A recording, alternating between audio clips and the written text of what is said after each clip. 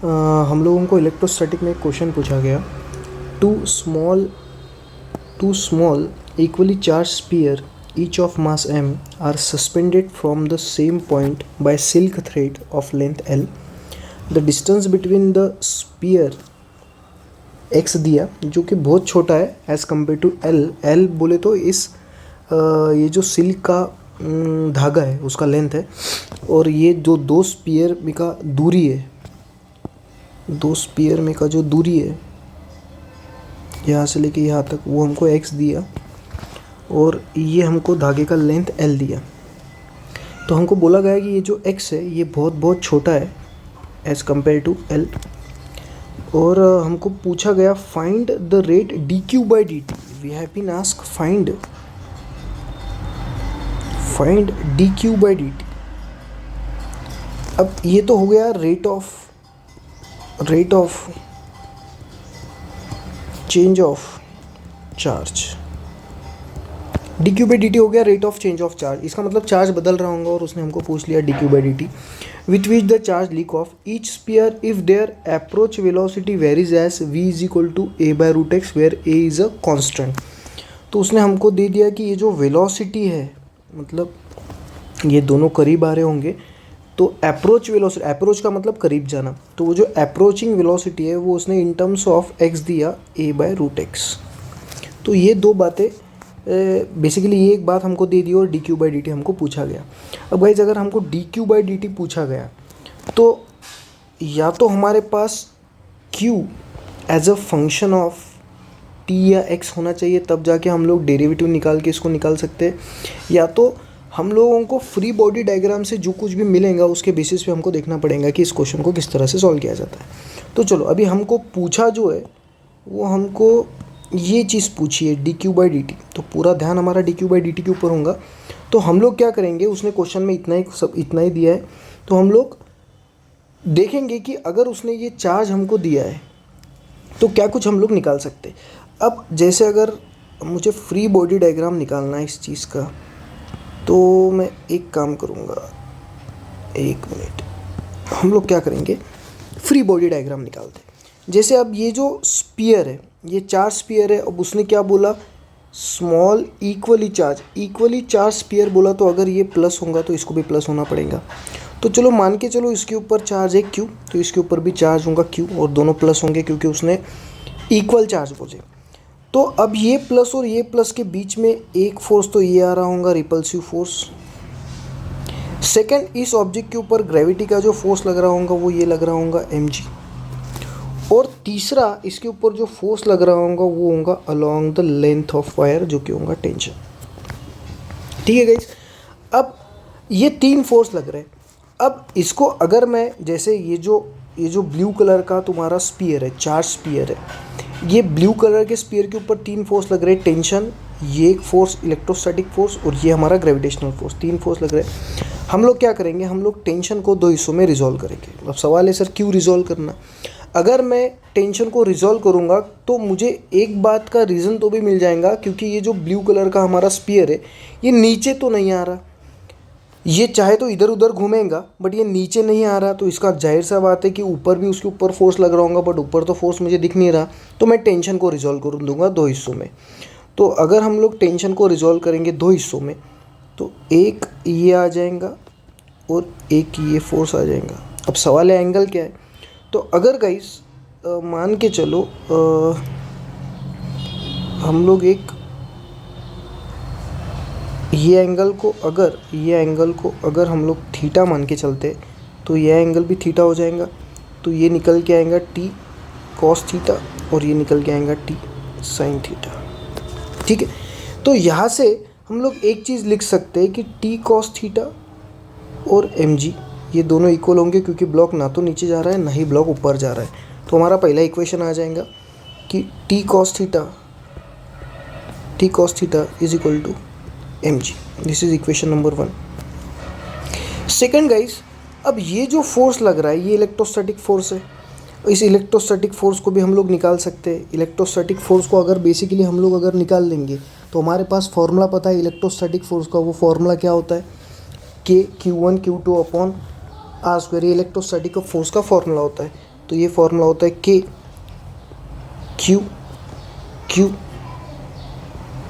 Upon दोनों के बीच का दूरी है एक्स स्क्वायर, तो ये फोर्स है।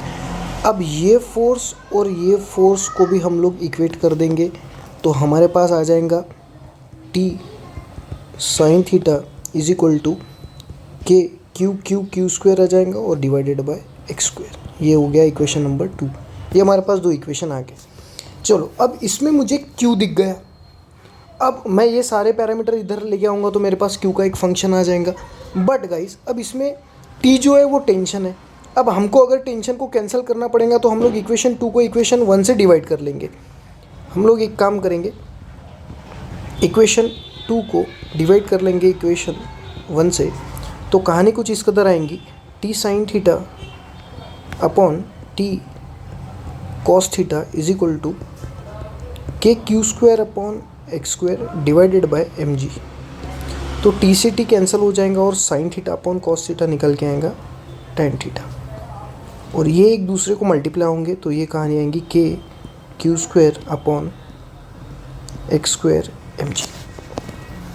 अब यहाँ से हम लोग क्या करेंगे, ये जो एक्स स्क्वायर एम जी है इसको उस तरफ लेके जाएंगे, तो ये बन जाएगा X square M G into tan theta is equal to K Q square. अब के मल्टीप्लाई इधर आने के बाद डिवाइड हो जाएगा, तो ये निकल के आएंगी कहानी Q square is equal to X square M G tan theta upon K.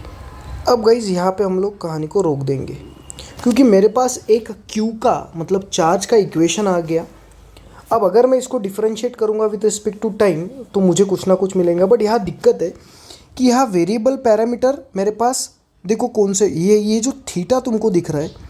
अब अगर हमारा आंसर थीटा के टर्म्स में होगा ऑप्शन में, तो हम लोग थीटा को ही डिफरेंशिएट करेंगे, और अगर हमारा ऑप्शन थीटा के टर्म्स में नहीं है तो हम लोग थीटा को निकाल देंगे। अब थीटा को हम लोग निकालेंगे कैसे, जैसे अगर हम लोग ध्यान से देखेंगे इस डायग्राम को, अगर तुमको थीटा के टर्म में आंसर नहीं होना तो हमको एक ट्रायंगल नज़र आ रहा है गाइस। ये अगर ट्रायंगल आप ध्यान से देखोगे, और मैं यहाँ पे निकाल भी लेता हूँ वो ट्रायंगल, तो इस ट्रायंगल में हम लोगों को ये थीटा दिया, ये हमको पता है एल, ये पूरा लेंथ एक्स है तो ये इतना लेंथ एक्स बाय 2 हो जाएगा।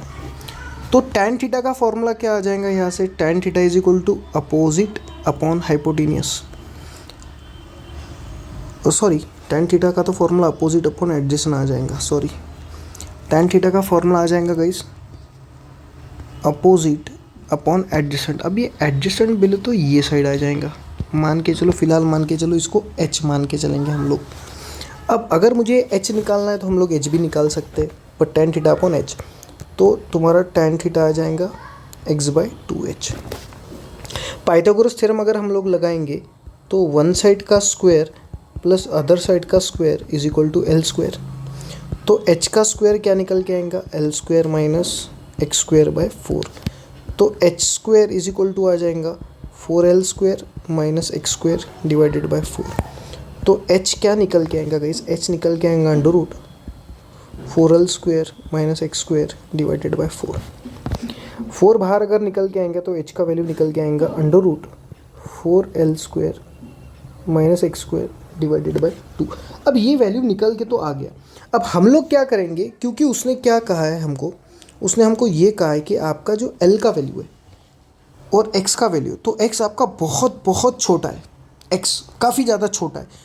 तो गाइज अगर x हमारा बहुत बहुत छोटा होगा तो एक्स स्क्वायर को हम लोग निगलेक्ट कर सकते हैं। तो अगर हम लोगों ने एक्स स्क्वायर को निगलेक्ट किया तो हमारा h का वैल्यू यहाँ से निकल के क्या आएगा, सिर्फ 4l स्क्वायर डिवाइडेड बाई 2, और ये दोनों बाहर निकल के आएंगे तो ये आ जाएगा 2l बाई 2, और 2 से 2 कैंसिल हो जाएगा, और h का वैल्यू क्या निकल के आएगा, लगभग l। अब या तो वो ये बोलेंगे x is very very less than L, तो आप ये दिमाग लगाओगे, या तो वो ये बोलेंगे थीटा इज़ वेरी स्मॉल।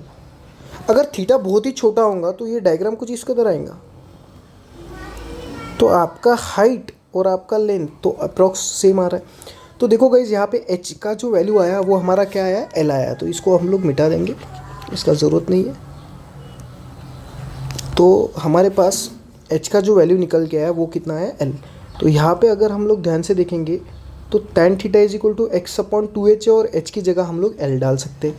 तो ये इक्वेशन क्या निकल के आएगा, Q square is equal to X square M G.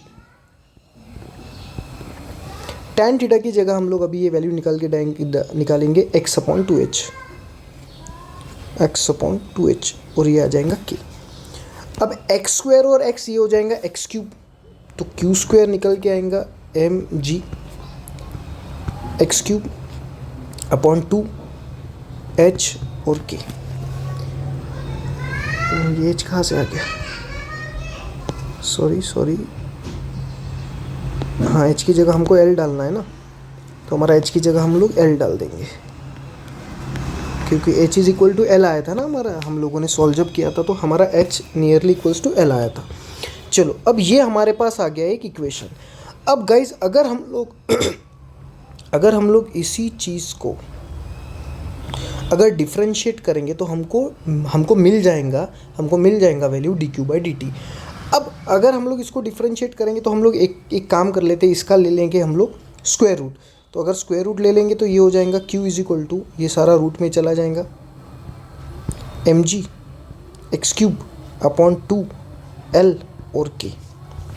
अब गाइज अगर मैं इसको डिफ्रेंशिएट करूँगा विथ रिस्पेक्ट टू टाइम, अगर हम लोग डिफ्रेंशिएट करेंगे विथ रिस्पेक्ट टू टाइम, तो डिफ्रेंशिएट करने से पहले कांस्टेंट टर्म वैसे भी डेरिवेटिव के बाहर आ जाते हैं। तो हमारा इसमें कांस्टेंट कौन सा टर्म है, एम जी, मास तो बदलने नहीं वाला, जी बदलता नहीं, 2 बदलने वाला, लेंथ नहीं बदलेगा, और के जो कि डायलेक्ट्रिक कांस्टेंट होता है वो भी नहीं बदलेगा। तो बाहर क्या रहेगा, सिर्फ हमारा x की पावर 3 बाहर रहेगा, हमारा x की पावर 3 और स्क्वायर रूट। ठीक है, अब अगर मैं इसको डिफ्रेंशिएट करूँगा तो मुझे मिलेगा D Q by D T is equal to D by D T under root of M G by 2l K और स्क्वायर रूट में एक्स क्यूब है। तो D Q by D T का वैल्यू निकल के आएगा, ये कांस्टेंट ये तो बाहर चला आएगा, तो ये आ जाएगा M G by 2l K, और रूट एफ ऑफ एक्स का डेरिवेटिव क्या होता है guys, 1 upon 2 root of F of X into derivative of F of X. अब हम लोग D Q by D T is equal to, ये तो constant term M G by 2l K और 1 अपॉन 2 क्यूब। अब एक्स क्यूब का derivative क्या आएगा, 3x स्क्वायर, बट हम लोग लिखेंगे dx बाय dt, क्योंकि चाबी को ताला मैच हुआ नहीं, तो हम लोगों को dx बाई dt लिखना पड़ेगा। अब गाइस तुमको पता है dx बाई dt क्या होता है, तो हमको पता है dx बाई dt होता है velocity, so under root M G by 2l K, और ये होगा 1/2 एक्स क्यूब, मतलब क्योंकि ये एक्स क्यूब है और ये 3x स्क्वायर है, हम लोग इनको दोनों को साथ लिखेंगे, ये 3/2 लिख देंगे, ये हो जाएगा एक्स स्क्वायर, और ये हो जाएगा एक्स की पावर 3/2 ऊपर आ जाएगा, तो ये हो जाएगा एक्स की पावर -3/2। इसको सॉल्व करेंगे तो ये आ जाएगा 4 - 3/2 बोले तो 1/2, तो ये निकल के आएगा एक्स की पावर 1/2। और dx बाई dt को हम लोग लिख सकते हैं v। क्यों हम लोगों ने v लिखा, क्योंकि हमको शुरुआत में ही v का वैल्यू उसने हमको a/√x दिया है। तो अगर हम लोग इसका वैल्यू a/√x डाल देंगे, हम लोग इसका वैल्यू अगर a/√x डाल देंगे तो √x हो जाएगा कैंसिल, तो हमको यहाँ से dq बाई dt का एक वैल्यू मिल जाएगा जो कि आएगा 3/2 a, ये सामने लिखा, under root M G by 2l K. इस प्रोसीजर तो यही है, तो इससे हम लोगों को dq बाई dt का वैल्यू मिलता है। अभी यहाँ पे मेरे पास ऑप्शन नहीं है, हम लोग ऑप्शन को देख के इसको सॉल्व करेंगे। बट गाइज एक चीज़ ध्यान रखो कि हम लोगों ने जो q का पहले फंक्शन बनाया था वो इन टर्म्स ऑफ थीटा था, बट अगर हमको इन टर्म्स ऑफ थीटा नहीं x और l के टर्म में चाहिए तो हम लोगों ने tan थीटा का वैल्यू निकाला।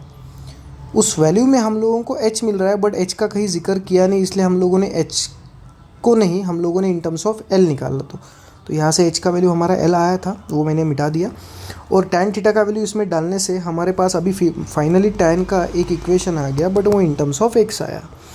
अगर इन टर्म्स ऑफ x आता है तो हम लोग dx बाई dt को v लिख सकते हैं, बट अगर इन टर्म्स ऑफ थीटा रहता है ये फंक्शन तो हम लोग वेलोसिटी को इंट्रोड्यूस ही नहीं कर पाते, इसलिए हम लोगों ने इन टर्म्स ऑफ x, मतलब चार्ज का function in terms of x हम लोगों ने लाया। और चार्ज का function in terms of theta को इसके ऊपर हम लोगों ने काम किया नहीं। सो ये वैल्यू हमारा निकल के आया D Q by D T is equal to 3/2a under root of mg by 2l K. Procedure तो गाइस यही है, अभी कहाँ पे अगर डेरिवेटिव इधर उधर सब्स्टिट्यूशन में कोई गलती होंगी तो आप लोग देख लेना। Thank you so much.